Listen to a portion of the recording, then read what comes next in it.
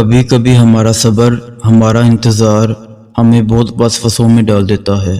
ہمیں لگتا ہے کہ ہمارے ارد گرد رہنے والوں کو ان کے حصے کی خوشیاں مل رہی ہیں اور ہم بس صرف تماشی بن کر اپنی بے بسی کا تماشا دیکھ رہے ہیں۔ ہاں، شاید ہمارے نصیب میں کوئی خوشی ہے ہی نہیں، لیکن یہ محض ہماری مختصر سی سوچ ہی ہو سکتی ہے، کیونکہ میری اللہ کی رحمت کا تو کوئی حساب ہی نہیں۔ ہمارا اللہ بہتر جانتا ہے کہ ہمیں کون سی خوشی کب دینی ہے اور کتنے صبر کے بعد دینی ہے۔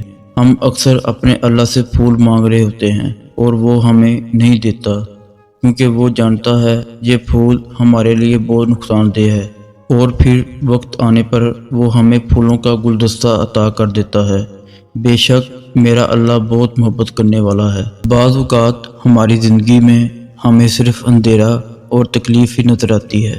ایک بے نام سی بے سکونی گھیرے رہتی ہے، آنکھیں بس نم رہتی ہیں۔ یاد رکھیں، آپ تھک چکے ہیں، پر آپ کا رب نہیں تھکتا۔ آپ کچھ نہیں کر سکتے، پر آپ کا رب سب کر سکتا ہے۔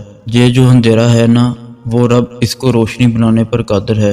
ہر تکلیف رحمت کا مرہم لے کر آتی ہے، ہر اندھیرا روشنی لے کر آتا ہے، ہر مشکل آسانی لاتی ہے۔ زندگی ایک جیسی نہیں رہتی، آج کچھ نہیں ہے کل سب ہوگا۔